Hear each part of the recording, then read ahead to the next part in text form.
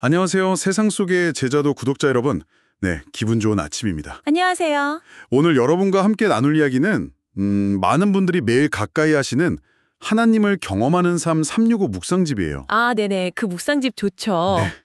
오늘은 특별히 118일차 내용을 좀 깊이 들여다보면서 우리의 신앙 여정을 함께 돌아보는 시간을 가지면 좋겠습니다. 네, 좋습니다.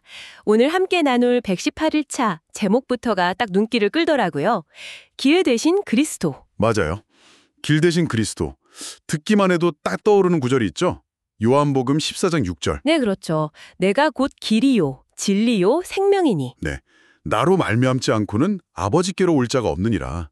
예수님이 직접 이렇게 선언하셨는데 이 익숙한 말씀을 오늘 묵상집은 또 어떤 좀 새로운 관점에서 보게 할까요? 이 묵상집이 딱 짚어주는 게 뭐냐면요.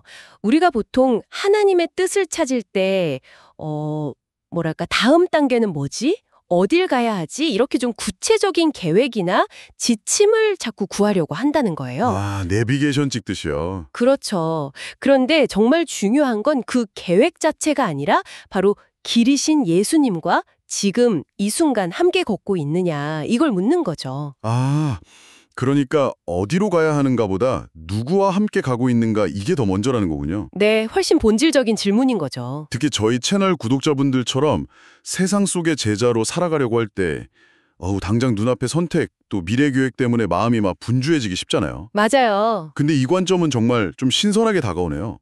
그럼 이 길이신 예수님과 함께 걷는다는 의미, 첫 번째 핵심 내용부터 좀 자세히 파헤쳐 볼까요? 네, 좋습니다. 묵상집이 아주 단호하게 시작해요. 우리가 매일매일 의식적으로 주님과 동행하고 있다면 그거면 된다는 거예요. 이미 하나님의 뜻 안에 있는 거라고. 다른 뭔가 특별한 걸 더 찾을 필요가 없다 이런 느낌까지. 그렇죠. 그런 뉘앙스가 있어요. 그 부분이 참 인상 깊었어요.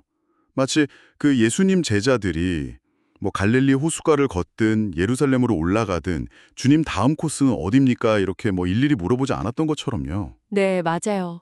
그냥 예수님 자체가 방향이고 목적지였던 거잖아요. 그렇죠. 그분 곁에 머물면서 그분이 가시는 곳으로 그냥 같이 발걸음을 옮겼던 거죠. 우리도 그렇게 살 수 있다는 거네요? 네, 여기서 이 묵상집이 깨려고 하는 우리의 어떤 고정관념 같은 게 하나님의 뜻 이꼴 구체적인 정보나 미래 계획 약간 이런 등식인 것 같아요. 아, 네네. 우리는 자꾸 어느 회사 가야 돼요? 이 사람이랑 계속 만나도 돼요? 이사 가야 돼요? 말아야 돼요? 이런 식의 딱 떨어지는 답, 상세한 로드맵 이런 거 원하잖아요. 그렇죠. 명확한 걸 원하죠. 근데 이 묵상은 하나님의 뜻을 아는 게 그런 정보 획득의 문제가 아니라 예수님과의 살아있는 관계, 이 관계의 문제라고 딱 강조를 해요. 정보가 아니라 관계다. 아, 듣고 보니 맞는 말인데 근데 이게 실제 삶에서는 참 그게 어렵더라고요. 네, 어려울 수 있죠. 당장 결정해야 할 문제가 눈앞에 닥치면 관계보다는 좀 명확한 지침이 더 간절해지거든요. 불안하기도 하고요. 네, 그 불안감. 바로 그거죠. 그게 우리가 자꾸 계획에 집착하게 만드는 주된 이유일 거예요. 아, 계획은 뭔가 우리한테 통제감을 주는 것 같고 미래에 대한 불확실성을 좀 해소해 주는 것처럼 보이잖아요. 네, 그렇죠. 뭔가 잡히는 느낌. 근데 관계는 어때요? 시간도 들여야 하고 정성도 들여야 하고 때로는 내 뜻대로 안 되는 불편함도 감수해야 하고 맞아요. 바로바로 답이 안 나올 때도 많고요. 그렇죠. 즉각적인 답을 안 줄 때도 많고 그래서 묵상집에서도 지적하듯이 눈에 보이는 계획을 따르는 게 관계를 발전시키는 것보다 어쩌면 더 쉬워 보일 수 있다. 이 말에 참 공감이 갔어요. 네, 저도요.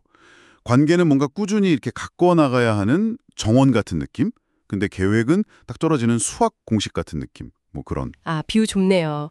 정원과 수학 공식. 근데 바로 그 쉬워 보이는 길을 택할 때 생기는 위험, 이걸 묵상집이 경고하는 거죠. 어떤 위험이죠? 바로 현재 하나님과 친밀하게 동행하는 그 기쁨, 그 평안을 누리기보다 아직 오지도 않은 미래에 대한 염려나 기대의 마음을 그냥 온통 빼앗겨 버릴 수 있다는 거예요. 아, 미래의 어떤 일이 현재의 하나님보다 더 중요해지는 순간이 온다는 거군요. 네, 바로 그 순간 우리는 길 자체이신 분을 놓치고 그냥 표지판만 찾아 헤매는 그런 역설에 빠질 수 있는 거죠. 미래에 대한 염려가 현재의 동행을 방해한다. 아, 정말 중요한 지적이네요. 네. 미래의 성공적인 계획 달성이 하나님과의 관계보다 더 우선시될 수 있다는 거니까 생각해보면 좀 아찔한데요. 제자도의 삶이란 게 결국 현재의 순종, 또 동행, 이거의 연속일 텐데 말이죠. 그렇죠. 더 나아가서 이 묵상집은 우리가 왜 그렇게 관계에 집중해야 하는지에 대한 아주 근본적인 이유를 말해줘요. 근본적인 이유요. 네, 그건 바로 예수님 외에는 다른 어떤 길도 없기 때문이라는 사실이에요. 묵상집은 예수님께서 결코 자기 자신을 대신할 만한 다른 어떤 것, 예를 들어 아무리 효과적인 방법론이나 놀라운 영적 체험 프로그램, 심지어 강력한 은사라 할지라도 그런 걸 우리에게 주지 않으실 거라고 아주 단언해요. 왜요? 왜냐하면 예수님만이 아버지 하나님께로 가는 유일한 길이기 때문이죠. 유일한 길. 이 부분이 때로는 좀 현대사회의 다원적인 사고방식이랑 좀 부딪히는 지점이기도 한 것 같아요. 네, 그럴 수 있죠. 왜 꼭 예수님이어야만 하냐. 이런 질문 받을 때도 있고요. 근데 이 묵상집은 그 질문에 대해 아주 명확하게 선을 긋는군요. 그렇습니다.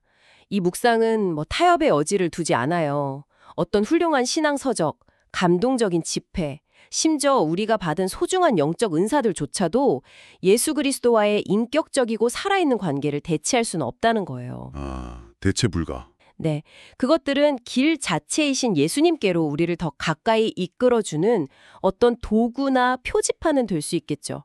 하지만 결코 길 그 자체가 될 수는 없다는 거죠. 도구와 길 자체를 혼동하면 안 된다. 이런 말씀이시네요. 그렇죠. 마치 등산할 때 좋은 등산화나 지팡이가 도움이 되지만 그게 산 그 자체는 아닌 것처럼요. 오, 아주 좋은 비유입니다. 정확해요.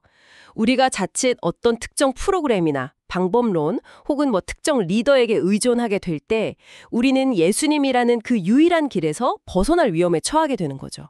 위험하네요. 네, 이 묵상집은 그 위험성을 경고하면서 우리의 시선을 다시금 오직 예수 그리스도 한 분께로 딱 고정시키도록 촉구하는 거예요. 예수님은 우리에게 길을 찾는 법을 알려주시는 분이 아니라 그분 자신이 길이 되셔서 우리와 함께 걸어가시는 분이라는 사실을 꼭 기억해야 합니다. 와, 그렇다면 길 되신 예수님과 동행하는 게 핵심이고 또 그분만이 유일한 길이라면 그럼 이제 그분과 어떻게 소통하고 그분의 인도를 받는지가 정말 중요해지겠네요? 바로 그렇죠. 그래서 묵상집이 이어서 하나님의 음성을 분별하는 것의 중요성을 강조하는 거군요. 이사야 30장 21절 말씀도 인용하면서요. 맞습니다. 너희가 오른쪽으로 치우치든지 왼쪽으로 치우치든지 내 뒤에서 말소리가 내 귀에 들려 이르기를 이것이 바른 길이니 너희는 이리로 가라 할 것이며 이 이사야 말씀처럼요. 하나님은 우리에게 말씀하시고 인도하기를 정말 원하세요. 네네. 그런데 문제는 우리가 그 음성을 분별하는 법을 배우지 못하면 하나님께서 우리 삶 가운데 새로운 일을 행하시고 놀라운 길을 열어 보여주셔도 그걸 깨닫지 못하고 그냥 지나쳐버릴 수 있다는 거죠. 하나님은 계속 말씀하시는데 제가 못 알아듣는다면 와, 정말 답답하고 안타까운 상황이겠네요. 그렇죠. 마치 라디오 주파수 잘못 맞춰서 좋은 음악 놓치는 것처럼요. 근데 솔직히 하나님의 음성을 분별한다는 게 참 어렵게 느껴질 때가 많아요. 네, 맞아요. 쉽지 않죠. 이게 내 생각인지 아니면 정말 하나님의 음성인지 헷갈릴 때도 많고요. 어떻게 하면 그 분별력을 키울 수 있을까요? 묵상집은 여기에 대해서도 좀 이야기하나요? 네, 물론입니다. 그리고 놀랍지 않게도 묵상집은 그 답을 다시 관계에서 찾아요. 또 관계군요. 네. 하나님의 음성을 분별하는 능력, 이게 무슨 신비한 기술이나 특별한 은사를 통해서 단번에 탁 얻어지는 게 아니라는 거예요. 그럼요. 예수님과의 깊고 친밀한 관계 속에서 점진적으로 서서히 자라나는 열매와 같다. 이렇게 이야기합니다.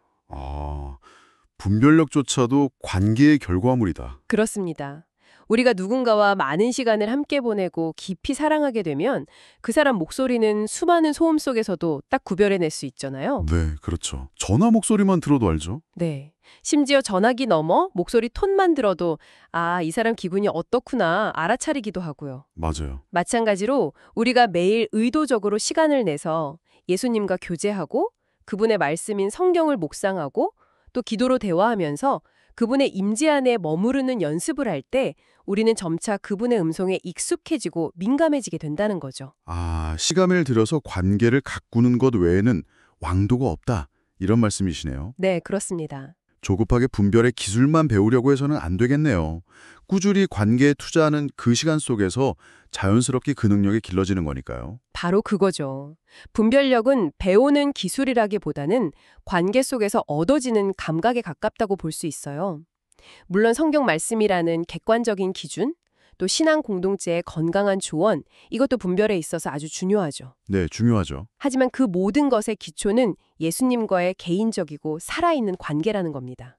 그 관계가 깊어질수록 우리는 성령께서 우리 마음속에 주시는 그 세미한 음성, 어떤 편안함 또는 불편함, 그리고 성경 말씀을 통해 다가오시는 하나님의 뜻을 더 명확하게 감지할 수 있게 되는 거죠. 그렇다면 이 모든 내용을 종합해 볼 때 묵상집이 오늘 우리에게 주는 핵심 메시지는 이제 좀 명확해지는 것 같습니다. 하나님의 뜻을 정말 알고 싶다면 당장 눈앞의 문제에 대한 해답이나 미래의 완벽한 계획을 달라고 조르기 전에 먼저 딱 멈춰서서 지금 내가 길이신 예수님과 얼마나 친밀하게 동행하고 있는지 이걸 점검하고 그 관계를 깊게 만드는데 시간과 마음을 투자하라. 이거겠네요. 네, 정확하게 짚으셨습니다. 그리고 또 중요한 건요. 하나님께서 바로 그 길, 즉 예수님 자신을 통해서 우리에게 당신의 뜻을 알려주시기를 얼마나 간절히 원하시는가, 이걸 아는 거예요. 아, 하나님이 원하신다는 거? 네, 묵상집은 하나님이 우리를 막 혼란 속에 내버려 두거나 답답하게 만들기를 원하시는 분이 아니라고 강조해요.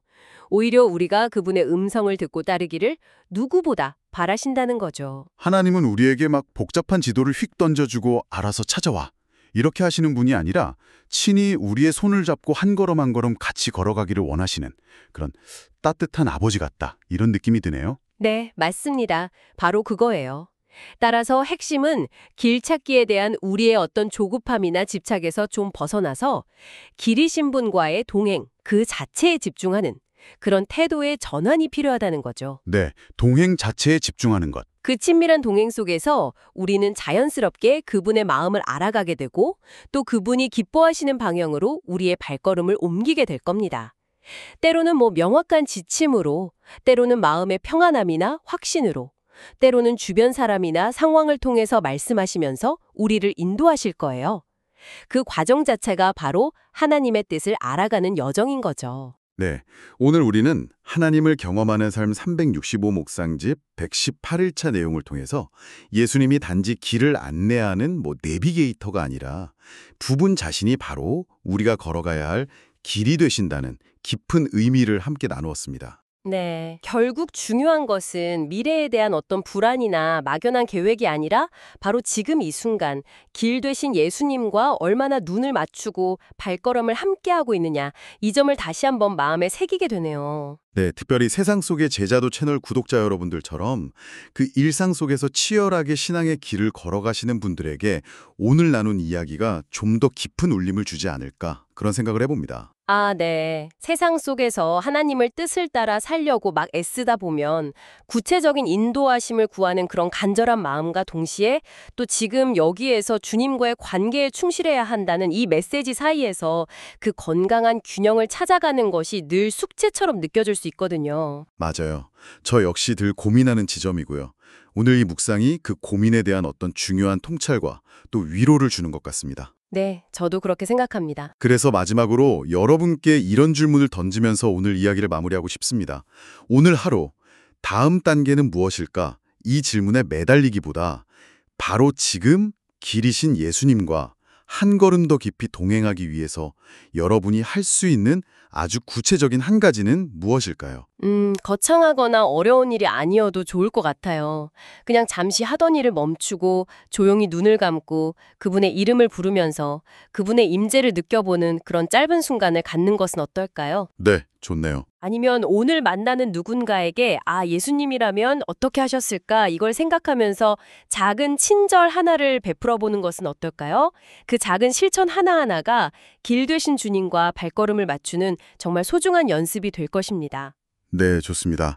그 작은 한 걸음이 오늘 하루 여러분을 길 되신 주님께 더 가까이 이끌어줄 거라 믿습니다. 네, 오늘도 길 되신 주님과 기쁨으로 동행하시면서 힘차고 또 복된 하루 보내시길 응원합니다. 저희는 다음에 더욱 풍성하고 깊은 이야기로 다시 찾아뵙겠습니다. 감사합니다. 감사합니다.